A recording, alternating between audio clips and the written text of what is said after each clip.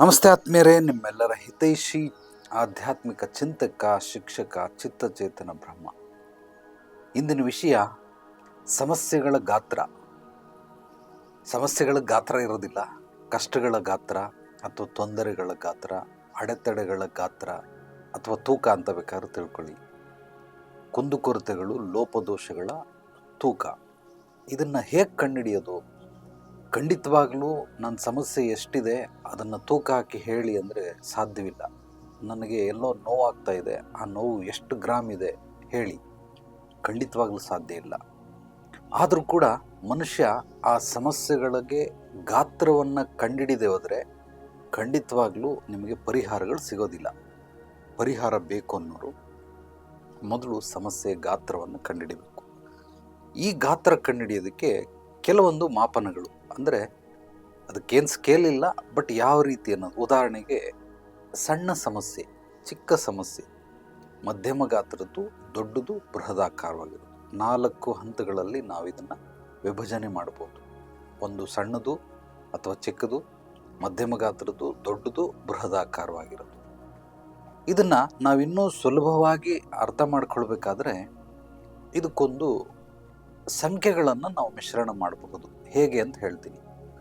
ಉದಾಹರಣೆಗೆ ಯಾರಿಗೋ ಒಬ್ರಿಗೆ ಹೆಲ್ತ್ ಪ್ರಾಬ್ಲಮ್ ಇದೆ, ಅದು ಏನೋ ನೆಗಡಿ, ಕೆಮ್ಮು ಅಂತ ಇಟ್ಕೊಳ್ಳಿ ಉದಾಹರಣೆಗೆ. ಈಗ ಆಸ್ಪತ್ರೆಗೆ ಹೋದರೆ ಡಾಕ್ಟ್ರು ಒಂದು 100-200 ರೂಪಾಯಿ ಕನ್ಸಲ್ಟೇಷನ್ ಫೀಸ್ ತಗೊಳ್ತಾರೆ. ಒಂದಷ್ಟು ಮಾತ್ರೆಗಳು ಅಥವಾ ಇಂಜೆಕ್ಷನು ಏನೋ ಬರ್ಕೊಳ್ತಾರೆ. ಡಾಕ್ಟರ್ ಶಾಪ್ಗೆ ಹೋಗಿ ಬಂದರೆ ಒಂದು 800 ರೂಪಾಯಿಂದ 1000 ರೂಪಾಯಿ ಆ ಒಂದು ಬಿಲ್ ಆಗುತ್ತೆ. ಆ ಮಾತ್ರೆಗಳನ್ನೆಲ್ಲ ತಗೊಂಬಂದು ಒಂದು 2 ದಿವಸ 3 ದಿವಸ ನುಂಗಿದ್ರೆ ನಿಮಗೆ ನೆಗಡಿ ಮತ್ತು ಕೆಮ್ಮು ವಾಸಿ ಆಗುತ್ತೆ. ಈ ಒಂದು ಸಮಸ್ಯೆಯ ಗಾತ್ರ ಕಂಡುಹಿಡಿಯೋದಕ್ಕಾಗಲಿಲ್ಲ, ಆದರೆ ಅಳತೆ ಕಂಡುಹಿಡಿಯೋದಕ್ಕೆ ಸಾಧ್ಯವಾಯಿತು. ಹೇಗೆ ಅಂದರೆ ದುಡ್ಡಿನ ಮೂಲಕ, ಹಣದ ಮೂಲಕ ಇದರದೊಂದು ಅಳತೆ ಸಿಕ್ತು. ಈ ಒಂದು ಸಮಸ್ಯೆಗೆ ನಾನು 1000 ರೂಪಾಯಿ ಖರ್ಚು ಮಾಡಿದೆ, ಆ ಸಮಸ್ಯೆಗೆ ಪರಿಹಾರ ಸಿಕ್ತು. ಉದಾಹರಣೆಗೆ, ಅಂದರೆ ನಿಮ್ಗೆ ಅರ್ಥ ಆಗಲಿ ಅಂತ ಹೇಳಿ ಹೇಳ್ತಾ ಇದ್ದೀನಿ. ಎರಡನೇದು, ಯಾವುದೋ ಒಂದು SLC ಹುಡುಗ SLC ಪಾಸ್ ಆಗಿದ್ದಾನೆ, ಕಾಲೇಜ್ಗೆ ಹೋಗಬೇಕು. ಅವನಿಗೆ ಬೇಕಾಗಿರೋವಂಥ ಕೋರ್ಸ್ ಅದು ಯಾವುದೋ ಒಂದು ಕಾಲೇಜಲ್ಲಿ ಸಿಗ್ತಾ ಇಲ್ಲ. ಫ್ರೀಯಾಗಿ ಹುಡುಕಿದ್ರು, ಅದೇನೋ ಸ್ಕಾಲರ್ಶಿಪ್ಪು, ಗೌರ್ಮೆಂಟ್ ಕಾಲೇಜು ಹಾಗೆ ಹೀಗೆ ಅಂತ, ಅದು ಸಿಕ್ಕಲಿಲ್ಲ. ಯಾವುದೋ ಸೈನ್ಸ್ ಸಬ್ಜೆಕ್ಟಿಗೆ ಅಂತ ಇಟ್ಕೊಳ್ಳಿ. ಈಗ ಅದೊಂದು ಸಮಸ್ಯೆ. ಆ ಸಮಸ್ಯೆಗೆ ಯಾರ್ಯಾರನ್ನೋ ರೆಕಮೆಂಡೇಶನ್ ಮಾಡಿ, ಕಾಲೇಜಿಗೆ ಫೋನ್ ಮಾಡಿಸಿ ಅಥವಾ ಮಿನಿಸ್ಟ್ರಿಂದ ಫೋನ್ ಮಾಡಿಸಿ ಏನೋ ಮಾಡಿಸಿದ್ರು. ಬಟ್ ಆದರೂ ಕೂಡ ಯಾವುದೋ ಒಂದು ಅವನು ಬಯಸಿದಂಥ ಒಂದು ಕೋರ್ಸು ಒಂದು ಕಾಲೇಜಲ್ಲಿ ಸಿಕ್ತು. ಆ ಕಾಲೇಜಲ್ಲಿ ಸಿಗೋದಕ್ಕೆ ಸುಮಾರು ಒಂದು 30-40 ಲಕ್ಷ ರೂಪಾಯಿ ಅಡ್ಮಿಷನ್ ಫೀಸ್, ಅಂದರೆ ಲಂಚ ಕೊಟ್ಟು ಅಥವಾ ಬೇರೆ ಯಾವುದೋ ಒಂದು ಕೋರ್ಸ್ಗೆ ಅದು ಅವನು ಬಯಸಿದಂಥದ್ದು ಸಿಕ್ತು. ಈಗ ಈ ಒಂದು ಸಮಸ್ಯೆಯ ಗಾತ್ರ ಅಗೇನ್ ಕಂಡುಹಿಡಿಯೋದಕ್ಕಾಗಲಿಲ್ಲ, ಆದರೆ ಅಳತೆಗೆ ಎಷ್ಟು ಅಂದರೆ ಹಣಕಾಸಿನ ಮೂಲಕ ಅದನ್ನು ತಿಳ್ಕೊಂಡ್ರಿ. ಈ ಒಂದು ಸಮಸ್ಯೆಗೆ ಈಗ ಸೊಲ್ಯೂಷನ್ ಸಿಕ್ತು. ಸಮಸ್ಯೆ ಎಷ್ಟರದು? 30 ಲಕ್ಷ ರೂಪಾಯಿ. ಅದೇ ರೀತಿ ಯಾರಿಗೋ ಒಬ್ರಿಗೆ ಹಾರ್ಟ್ ಆಪ್ರೇಷನ್ ಆಗ್ತಾ ಇದೆ, ಅದಕ್ಕೊಂದಷ್ಟು ದುಡ್ಡು ಖರ್ಚಾಗುತ್ತೆ. ಒಂದು 5 ಲಕ್ಷನೋ 10 ಲಕ್ಷನೋ 15 ಲಕ್ಷನೋ ಅಷ್ಟು ಸಮಸ್ಯೆ. ಹಾಗೆ ಕೋರ್ಟ್ ಕಚೇರಿ ಕೇಸುಗಳು, ಯಾವುದೋ ಒಂದು 4 ಎಕರೆ ಜಮೀನು ಕೋರ್ಟಲ್ಲಿದೆ. ಆ ಕೋರ್ಟಿಂದ ಕೇಸ್ ಮುಗಿಸ್ಕೊಂಡು ಇವ್ರ ಕಡೆ ಆಗಬೇಕು ಅಂದರೆ ಲಾಯರ್ಗೊಂದಷ್ಟು ಖರ್ಚಾಗಿರುತ್ತೆ, ಪೊಲೀಸ್ ಸ್ಟೇಷನಲ್ಲಿ ಒಂದಷ್ಟು ಖರ್ಚಾಗಿರುತ್ತೆ. ಯಾರೋ ಅಲ್ಲಿ ನಿಂತ್ಕೊಂಡು ಮಾತಾಡ್ತಾ ಇರ್ತಾರೆ ವಹಿಸ್ಕೊಂಡು, ಅಂಥವ್ರಿಗೊಂದಷ್ಟು ಎಲ್ಲ ಒಂದು ಆ ಕೇಸಿಂದ ಕ್ಲಿಯರ್ ಆಗೋದಕ್ಕೆ ಸುಮಾರು ಇವನೊಂದು 50 ಲಕ್ಷ ರೂಪಾಯಿ ದುಡ್ಡು ಕೊಟ್ಟಿದ್ದಾನೆ 4 ಎಕರೆ ಜಮೀನನ್ನ ಉಳಿಸ್ಕೊಳ್ಳೋದಕ್ಕೆ. ಸಮಸ್ಯೆ ಶುರುವಾಗಿದ್ದು ಯಾವಾಗ? 2023ರಲ್ಲಿ. ಬಗೆಹರಿದಿದ್ದು ಯಾವಾಗ? 2025 ಡಿಸೆಂಬರಲ್ಲಿ. 2 ವರ್ಷಗಳು ಈ ಸಮಸ್ಯೆಯಿಂದ ಹೊರಗೆ ಬರೋದಕ್ಕೆ ಈತ ಖರ್ಚು ಮಾಡಿದಂತಹ ದುಡ್ಡು 50 ಲಕ್ಷ. ಈ ಸಮಸ್ಯೆಯ ಒಂದು ಗಾತ್ರ. ಅದೇ ರೀತಿ ಪ್ರತಿಯೊಂದು ಸಮಸ್ಯೆಗಳಿಗೂ ಕೂಡ ಗಾತ್ರ, ಅಂದರೆ ಅಗೇನ್ ಮತ್ತೆ ತೂಕ ಹಾಕೋದಕ್ಕೆ ಸಾಧ್ಯವಿಲ್ಲ, ಆದರೆ ಹಣದ ಮೂಲಕ ಇದನ್ನು ಅಳದಿ ತೂಗಿ ನಾವು ಅದು ಸಮಸ್ಯೆಗಳನ್ನು ಬಗೆಹರಿಸ್ಕೊಳ್ಬೋದು. ಕೆಲವರಿಗೆ ಈ ಸಮಸ್ಯೆಗಳು ಗೊತ್ತಾಗಲಿ ಅಂತ ಹೇಳಿ ನಾನು ಈ ವಿಡಿಯೋ ಮಾಡ್ತಾ ಇದ್ದೀನಿ.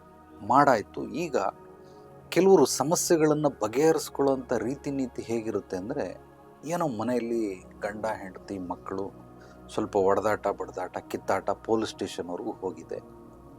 ಆಕೆ ನನ್ನ ಬಳಿ ಬಂದು ಏನೇನು ಸಮಸ್ಯೆಗಳು ಆದವು ಅನ್ನೋದನ್ನು ಎಲ್ಲ ಡೀಟೇಲಾಗಿ ಹೇಳಿದ್ರು. ಮದುವೆ ಆದಾಗ್ಲಿಂದನೂ ಈ ಕ್ಷಣದವರೆಗೂ ಏನೇನಾಯಿತು, ಯಾವ್ಯಾವ ಹಂತಗಳಲ್ಲಿ ಎಷ್ಟೆಷ್ಟು ಲಾಸ್ ಆಯಿತು, ಎಷ್ಟು ಸಲ ಹೊಡೆದಾಟ ಬಡ್ದಾಟ ಆಯಿತು ಎಲ್ಲ ಹೇಳಿದ್ರು.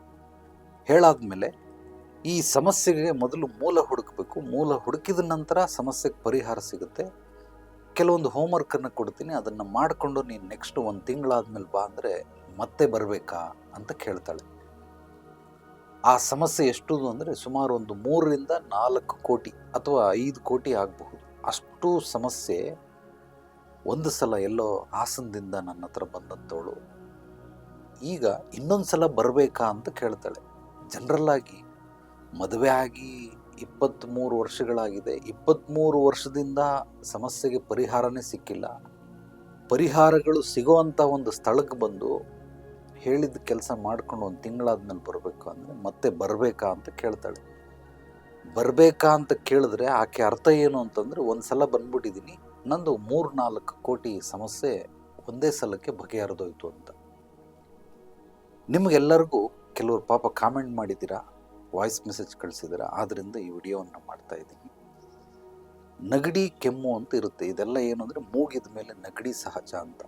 ಇಂಥ ಕಾಯಿಲೆಗಳು ಬರ್ತಾ ಇರ್ತದೆ. ಏನೋ ಕಣ್ಣು ನೋವು, ಕಿವಿ ನೋವು, ಹಲ್ಲು ನೋವು, ಎಲ್ಲ ಶರೀರದಲ್ಲಿ ಒಂದು ಕಡೆ ಹೊಟ್ಟೆ ನೋವು, ಮಂಡಿ ನೋವು, ಈ ಥರ ಇದೆಲ್ಲ ಸಣ್ಣ ಪುಟ್ಟದ್ದು. ಒಂದು ಮಾತ್ರೆ ತೊಗೊಂಡ್ರೆ, ಒಂದು ಆಯಿಂಟ್ಮೆಂಟ್ ಹಾಕಿದ್ರೆ ಹೋಗ್ಬಿಡುತ್ತೆ. ಅದೇ ಥರ ಅದಕ್ಕಿಂತ ಸ್ವಲ್ಪ ದೊಡ್ಡದು ಏನೋ ಶುಗರ್ ಆಗಿದೆ, ಬಿ ಪಿ ಆಗಿದೆ, ಅದೇನೋ ಥೈರಾಯ್ಡ್ ಆಗಿದೆ, ಸೊ ಗರ್ಭಕೋಶದಲ್ಲಿ ಏನೋ ಸಮಸ್ಯೆ ಇದೆ, ಅಪೆಂಡಿಕ್ಸ್ ಆಗಿದೆ, ಪೈಲ್ಸ್ ಇದೆ ನನಗೆ. ಇದೆಲ್ಲ ಏನು ಅಂದರೆ ನೆಗಡಿ ಕೆಮ್ತಾರಲ್ಲ, ಅದಕ್ಕಿಂತ ಸ್ವಲ್ಪ ಹೆಚ್ಚಾಗಿದೆ. ಇದನ್ನು ಆಪ್ರೇಷನ್ ಮಾಡಿ ಸರಿಪಡಿಸ್ಕೊಳ್ಬೋದು ಅಥವಾ ಟ್ರೀಟ್ಮೆಂಟ್ ಕೂಡ ತಗೊಳ್ಬಹುದು. ಅದಕ್ಕಿಂತ ದೊಡ್ಡ ಕಾಯಿಲೆ ಏನೋ blood cancer, heart attack, brain tumour, ಇದಕ್ಕೆ ನೀವು ಒಂದು ಸಲ ಡಾಕ್ಟ್ರ್ ಹತ್ರ ಹೋಗ್ಬಿಟ್ಟು ಮತ್ತೆ ಬರಬೇಕಾ ಡಾಕ್ಟ್ರೆ ಅಂತ ಹೇಳಿದ್ರೆ ಡಾಕ್ಟ್ರ್ ಏನು ಹೇಳ್ತಾರೆ? ಆ ತಲೆಯಲ್ಲಿ ಈ ಪ್ರಶ್ನೆ ಕೇಳಬೇಕಾದ್ರೆ ನಿಜವಾಗಲೂ ಮೆದುಳಿರೋದಿಲ್ಲ, ಅಲ್ಲಿ ಸಗಣಿ ತುಂಬಿರ್ತದೆ. ಸಗಣಿ ತುಂಬಿರೋರು ಮಾತ್ರ ಈ ರೀತಿ ಪದಗಳನ್ನು, ಪ್ರಶ್ನೆಗಳನ್ನು ಕೇಳ್ತಾರೆ ಹೊರತು ಮೆದುಳಿರೋರು, ಬುದ್ಧಿ ಇರೋರು ಯಾರು ಈ ರೀತಿ ಪ್ರಶ್ನೆಗಳನ್ನು ಕೇಳೋದಿಲ್ಲ. ಆದರೆ ಕೆಲವರಲ್ಲಿ ಆ ರೀತಿ ಸಗಣಿ ತುಂಬ್ಕೊಂಡಿರ್ತಾರೆ, ಆದ್ದರಿಂದ ಕೇಳ್ತಾರೆ. ಜನರಲ್ಲಾಗಿ ಥಿಂಕ್ ಮಾಡಿ, ಕ್ಯಾನ್ಸರ್ ಅಷ್ಟು ದೊಡ್ಡ ಸಮಸ್ಯೆ ಜೀವನದಲ್ಲಿ ಇಟ್ಕೊಂಡು ಮತ್ತೆ ಬರಬೇಕಾ ಅಂತ ಕೇಳಿದ್ರೆ, ಒಂದು ಸಲ ಬಂದು ಯಾವುದೋ ಒಂದು ಮಾತ್ರೆ, ಒಂದು ಇಂಜೆಕ್ಷನಿಂದ ಬಗೆಹರಿಸುತ್ತೆ ಅನ್ನಂಗಿದ್ರೆ ಡಾಕ್ಟ್ರುಗಳ ಅವಶ್ಯಕತೆಯೇ ಇರಲಿಲ್ಲ. ಸೊ ಮನುಷ್ಯನಿಗೆ ಸಾಮಾನ್ಯ ಜ್ಞಾನ ಇದ್ದರೆ ಪರಮಸುಖಿಯಾಗಿ ಬದುಕಬಹುದು ಅಂತ ನಮ್ಮ ಗುರುಗಳು ಪದೇ ಪದೇ ಹೇಳೋರು. ಪರಮಜ್ಞಾನ, ಬ್ರಹ್ಮಜ್ಞಾನದ ಅವಶ್ಯಕತೆ ಇಲ್ಲ, ಸಾಮಾನ್ಯ ಜ್ಞಾನ. ಸಾಮಾನ್ಯ ಜ್ಞಾನಕ್ಕಿಂತನೂ ಕಳಪೆಯಾಗಿ ಈಗಿನ ಸಮಾಜ, ಈಗಿನ ಒಂದು ಮನಸ್ಥಿತಿಗಳು, ಪರಿಸ್ಥಿತಿ, ವಾತಾವರಣ ಕಲುಷಿತಗೊಂಡಿರೋದ್ರಿಂದ, ಅಶುದ್ಧತೆಗಳಿರೋದ್ರಿಂದ, ಕಲ್ಮಶವಾಗಿರೋದ್ರಿಂದ ಖಂಡಿತವಾಗ್ಲೂ ಆ ಮೆದುಳಲ್ಲಿ ಸಗಣಿ ಮಾತ್ರ ತುಂಬಿದೆ, ಬೇರೆ ಏನು ತುಂಬೋದಕ್ಕೆ ಸಾಧ್ಯವಿಲ್ಲ. ಡಾಕ್ಟ್ರು 4 ರೀತಿ ಸಮಸ್ಯೆಗಳನ್ನು, ಅಂದರೆ ನಿಮ್ಮ ದೇಹದ ಕಾಯಿಲೆಗಳು, ರೋಗಗಳನ್ನು ಬಗೆಹರಿಸ್ತಾರೆ. ಒಂದು ಫಸ್ಟ್ ಸ್ಟೇಜಲ್ಲಿರುತ್ತೆ. ಈ ಫಸ್ಟ್ ಸ್ಟೇಜಲ್ಲಿ ಕಾಯಿಲೆ ಇದೆ ಅಂತ ಗೊತ್ತೇ ಆಗೋದಿಲ್ಲ. ಸೆಕೆಂಡ್ ಸ್ಟೇಜಿಗೆ ಬಂದಾಗ ಗೊತ್ತಾಗುತ್ತೆ. ಆವಾಗ ಟ್ರೀಟ್ಮೆಂಟ್ ಶುರು ಮಾಡ್ತಾರೆ. ಅಂದರೆ ಮಾತ್ರೆಗಳು ನುಂಗಬೇಕು, ಚೆಕಪ್ಗಳನ್ನು ಮಾಡಿಸ್ಬೇಕು. ಇದು 1 ವರ್ಷ, 2 ವರ್ಷ, 3 ವರ್ಷ, 5 ವರ್ಷ. ಉದಾಹರಣೆಗೆ ಪಿಡ್ಸ್ ಬಂತು ಅಂತ ಇಟ್ಕೊಳ್ಳಿ, ಅದಕ್ಕೆ 10-15 ವರ್ಷ ಮಾತ್ರೆ ನುಂಗ್ತಾರೆ. 3ನೇ ಹಂತದಲ್ಲಿ ಲೋನಾದರೂ ಹೋದರೆ, 3rd ಸ್ಟೇಜ್ಗೆ ಹೋದರೆ ಆಪ್ರೇಷನ್ ಮಾಡ್ತಾರೆ. 4th ಸ್ಟೇಜ್ಗೆ ಹೋದರೆ ಡಾಕ್ಟ್ರ್ ಆಪ್ರೇಷನ್ ಮಾಡೋದಿಲ್ಲ. ಇಲ್ಲಪ್ಪ 3rd ಸ್ಟೇಜಲ್ಲಿ ಆಪ್ರೇಷನ್ ಮಾಡ್ಬೋದಾಯಿತು, ಇರೋಷ್ಟು ದಿವಸ ಚೆನ್ನಾಗಿ ತಿನ್ನಿಸಿ ಉಣಿಸಿ ಅವನು ಕಳಿಸ್ಬಿಡಿ ಅಂತೇಳಿ ಅವರು ಟಾಟಾ ಹೇಳ್ಬಿಡ್ತಾರೆ. ಸೊ ಅದರ ಅರ್ಥ ಏನು ಅಂದರೆ 4th ಸ್ಟೇಜಲ್ಲಿರೋರಿಗೆ ಆಪ್ರೇಷನ್ ಮಾಡಿ ಕೂಡ ಏನೂ ಪ್ರಯೋಜನ ಇಲ್ಲ ಅಂತ ಡಾಕ್ಟ್ರೇ ಡಿಸೈಡ್ ಮಾಡಿಬಿಡ್ತಾರೆ. ಈ ರೀತಿ ನಿಮ್ಮ ಸಮಸ್ಯೆಗಳ ಗಾತ್ರ ಫಸ್ಟ್ ಸ್ಟೇಜಲ್ಲಿದೆಯಾ, ಸೆಕೆಂಡ್ ಸ್ಟೇಜಲ್ಲಿದೆಯಾ, 3rd ಸ್ಟೇಜಲ್ಲಿದೆಯಾ, 4th ಸ್ಟೇಜಲ್ಲಿದೆಯಾ ನೋಡ್ಕೊಳ್ಳಿ. ನೋಡಿಕೊಂಡು ನಮಗೆ ಅಪ್ಡೇಟ್ ಮಾಡಿದ್ರೆ, ಅಥವಾ ನಿಮಗೆ ಗೊತ್ತಾಗಲಿಲ್ಲ ಅಂತಂದರೆ ನನ್ನಂಥವ್ರ ಬಳಿ ಬಂದರೆ ಯಾವ ಸ್ಟೇಜಲ್ಲಿ ಇದೆ ಅಂತ ಹೇಳ್ತೀನಿ. ಅದು ಹೇಳಿದ ಮೇಲೆ ನಿಮಗೆ ಯಾವ್ಯಾವ ರೀತಿ ಪರಿಹಾರ ಮಾರ್ಗಗಳಿದೆ ಅನ್ನೋದನ್ನು ಸೂಚಿಸ್ತೀನಿ. ಆದರೆ ಅಷ್ಟು ದೊಡ್ಡ ಕ್ಯಾನ್ಸರ್ ಇಟ್ಕೊಂಡು, ಕ್ಯಾನ್ಸರ್ ಅಷ್ಟು ದೊಡ್ಡದಾದ ಗಾತ್ರದ ಸಮಸ್ಯೆಗಳನ್ನು ಇಟ್ಕೊಂಡು ಮತ್ತೆ ಬರಬೇಕಾ ಅಂತ ಕೇಳಿದ್ರೆ ಏನು ಹೇಳೋದು? ಕೆಲವರಿಗೆ ಪಾಪ ಯಾರಿಗೋ ಒಬ್ರಿಗೆ ಮಗನ ಸಮಸ್ಯೆ ಸಿಕ್ಕಾಬಟ್ಟೆ, ಕುಡ್ತಾ, ಪೊಲೀಸ್ ಸ್ಟೇಷನ್ನು, ಕೇಸು, ಅವು ಇವೆಲ್ಲ ಹಾಕ್ಬಿಟ್ಟಿದ್ದಾರೆ. ಅವ್ರಿಗೆ ಮಕ್ಕಳ ಬಗ್ಗೆ ಎಷ್ಟು ಕಾಳಜಿ ಇದೆ ಅನ್ನೋದಕ್ಕೋಸ್ಕರ ಒಂದು 30 ದಿವಸದ ಧ್ಯಾನ ಕ್ರಿಯೆ, ಯೋಗ ಕ್ರಿಯೆಗಳನ್ನು ಹೇಳ್ಕೊಟ್ಟಿರ್ತೀನಿ. ದಿನನಿತ್ಯ ಅಪ್ಡೇಟ್ ಮಾಡಿ ಅಂತೇಳಿ 1 ತಿಂಗಳಲ್ಲಿ 3 ಸಲ ಮಾತ್ರ ಅಪ್ಡೇಟ್ ಮಾಡಿದ್ದಾರೆ. 30 ದಿವಸ ಅಪ್ಡೇಟ್ ಮಾಡೋವಂಥದ್ದು ಕೇವಲ 3 ಸಲ. ಅದರ ಅರ್ಥ ಏನು ಅಂದರೆ, ಎಷ್ಟು ಮಗನ ಬಗ್ಗೆ ಕಾಳಜಿ ಇದೆ, ಎಷ್ಟು ಗೌರವಿಸ್ತಾರೆ, ಎಷ್ಟು ಪ್ರೀತಿಸ್ತಾರೆ, ಎಷ್ಟು ಅಕ್ಕರೆ ಇದೆ, ಈ ಸಮಸ್ಯೆಯಿಂದ ಹೊರಗೆ ಬರೋದಕ್ಕೆ ಅವ್ರಿಗೆ ಇಷ್ಟ ಇದೆಯಾ ಇಲ್ವಾ, ಎಲ್ಲವೂ ಕೂಡ ಆ 30 ದಿವಸ ಮಾಡಬೇಕಾಗಿರೋದು 3 ದಿವಸ ಕಳಿಸಿದ್ರಲ್ಲ, ಇದರಲ್ಲೇ ಗೊತ್ತಾಗ್ಬಿಡ್ತದೆ. ಸೊ ಮನುಷ್ಯನಿಗೆ ನಿಜವಾಗ್ಲೂ ಸಮಸ್ಯೆಗಳಲ್ಲೇ ಇದ್ದು ಅಲ್ಲಿ ಪಡ್ಕೊಳ್ಳುವಂತಹ ಒಂದು ಪ್ಲೆಜರ್, ಏನೋ ಒಂದು ಥರ ಖುಷಿ. ಅವ್ರಿಗೆ ಪರಿಹಾರ ಸಿಕ್ಕಿದ್ರೂ ಅಷ್ಟು ಖುಷಿ ಬೀಳೋದಿಲ್ಲ. ಅವ್ರಿಗೆ ಸಮಸ್ಯೆಗಳಲ್ಲೇ ಇದ್ದು ಮನುಷ್ಯನಿಗೆ ಒಂಥರ ಅದೊಂದು ನಶೆ ಆಗ್ಬಿಟ್ಟಿರುತ್ತೆ, ಅದೊಂದು ಅಡಿಕ್ಷನ್ ಆಗ್ಬಿಟ್ಟಿರುತ್ತೆ. ಸೊ ಅವ್ರು ಅದರಿಂದ ಹೊರಗೆ ಬರಬೇಕಂದ್ರೆ ಪಾಪ ಏನೋ ಅವ್ರಿಗೆ ಸುಮಾನ. ಸೊ ಅವರು ಯಾವುದೇ ಕಾರಣಕ್ಕೂ ಹೊರಗಡೆ ಬರೋದಕ್ಕೆ ಸಾಧ್ಯವೇ ಇಲ್ಲ. ಒಂದು ರೀತಿ ಅವ್ರಿಗೆ ಪರಿಹಾರಗಳು ಬೇಕಾಗಿಲ್ಲ, ಬೇಕು ಅಂತ ಮನಸ್ಸು ಹೇಳ್ತಾ ಇದೆ ಅಥವಾ ಪರಿಸ್ಥಿತಿಗಳು ಹೇಳ್ತಾ ಇದೆ. ಆದರೆ ಆ ಪರಿಹಾರ ಮಾಡೋದಕ್ಕೆ ಕೆಲವೊಂದು ನಿಯಮಗಳನ್ನು ಫಾಲೋ ಮಾಡಬೇಕಾಗುತ್ತೆ. ಆ ಫಾಲೋ ಮಾಡಲ್ಲ. ಆ ಫಾಲೋ ಮಾಡೋದಕ್ಕಿಂತ ಈ ಸಮಸ್ಯೆಗಳಲ್ಲಿರೋದೇ ನನಗೆ ಸುಖ ಅಂತ ಸಾಕಷ್ಟು ಜನ, ಇದು ನನ್ನ ಅನುಭವ, ಇಲ್ಲಿ ಬರ್ತಾರಲ್ಲ 22 ವರ್ಷದ ಅನುಭವಗಳನ್ನು ನಿಮ್ಮೊಂದಿಗೆ ಹಂಚ್ಕೊಂಡಿದ್ದೀನಿ.